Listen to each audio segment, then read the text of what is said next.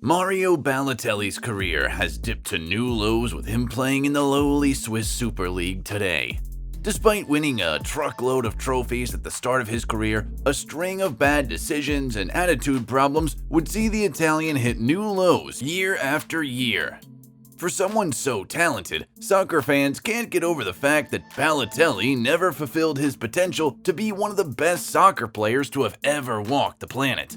Where did it all go wrong for Super Mario? Is Balotelli really a failure, or are we all guilty for putting too much pressure on this former golden boy? A 17-year-old Balotelli burst onto the scene on December 16, 2007 after making his Serie A and first-team debut for Inter Milan. After a few appearances, it became clear that Inter had hit the jackpot. They found themselves with a talented forward who did extraordinary things on the pitch, leaving opposition defenders for dead like a cold-blooded assassin. However, the euphoria didn't last long as disciplinary problems, fallouts with the manager, and an unprofessional attitude competed with this talent for the spotlight. Fast forward to 2010, Inter were willing to let the Palermo-born forward leave the club. He made his way to Manchester City, who were willing to take a gamble. After all, he had won the Serie A with Inter for 3 consecutive years, as well as the Champions League and Coppa Italia. Balotelli was excited to link up with his former manager Roberto Mancini, and by August, a €21.8 million deal was done. Balotelli created magic in his first season in the blue half of Manchester before capping it off with a man-of-the-match performance as City lifted the FA Cup, their first title in 35 years. A year later, he would be providing the assist that gave City their first league title since 1968. He had scored 17 league goals that season. When he wasn't getting into fights or being suspended, he was mostly impressing everyone with his talent. Balotelli was at the top of the world for both club and country. An iconic celebration after his 2 goals in the Euro 2012 semifinals created an indelible impression on fans as he helped Italy to beat the pre-tournament favorites Germany. Although they lost in the final, Balotelli was expected to keep up with his performances. Bad boy antics. Again, his disciplinary problems and off-field antics reared its ugly head. Suspensions, fines, outbursts. By January 2013, Balotelli had been shipped off to AC Milan. New club, same old story. First, he was caught smoking in a train, then given a 3-match suspension for arguing with officials. Still, 12 goals in 13 matches and a Champions League spot for Milan made a case for soccer's bad boy, but it didn't last long. The Italian was offloaded to Liverpool in a deal worth £16 million. Fans didn't expect much, and even the manager, Brendan Rodgers, called the move a calculated one. But it was much worse. The Italian was sent back to Milan by the end of the 2014-15 season, after proving to be among the worst signings of the season. Despite blaming managerial tactics for his 4 goals and 28 matches for Liverpool, his apparent lack of passion was clear to see. There were reports that he skipped training just to buy an iPhone 6 and didn't even know the names of some of his teammates despite being with them for a number of months. He had little to no interest in learning or adapting his style and was said to come up with a number of flimsy excuses for missing training. Brendan Rodgers got tired of Balotelli and he was sent back to Milan on a season-long loan. At Milan, he scored only 1 goal in 20 league appearances and saw his season hampered by injuries. Coming back to Liverpool in the middle of 2016, new manager Klopp had no plans for him in his squad and did not even include him in the pre-season tour. Again, Balotelli was sold off, this time to the League One outfit Nice on the deadline day of the 2016 summer window. At Nice, Balotelli rediscovered his form and scored 17 goals in 28 appearances for the club that season. Still, his lack of discipline had not much improved.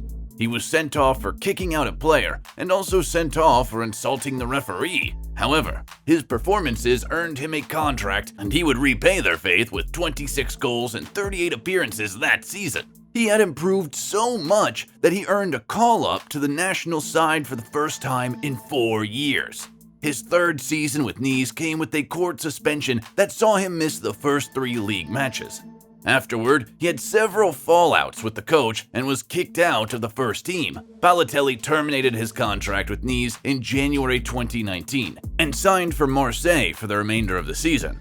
He scored in his first 5 home games for the club.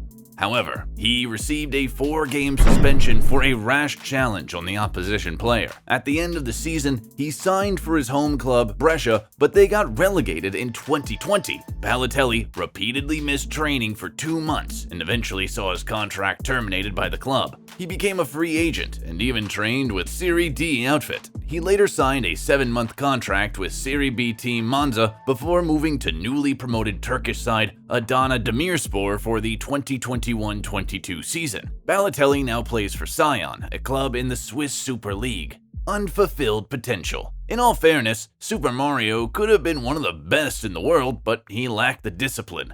He never really gave 100% in training. Despite being gifted on the physical and maybe on the technical side, he lacked the work ethic to reach higher levels. He was often seen partying and not showing up for training sessions, but that wasn't the only character flaw. The Italian international also lacked the emotional discipline to overlook certain things. Getting angry at the slightest provocations never helped him, and he seemed a bit too egocentric. He literally fought with everyone, including those trying to help him. His agent, managers, teammates, friends, social media.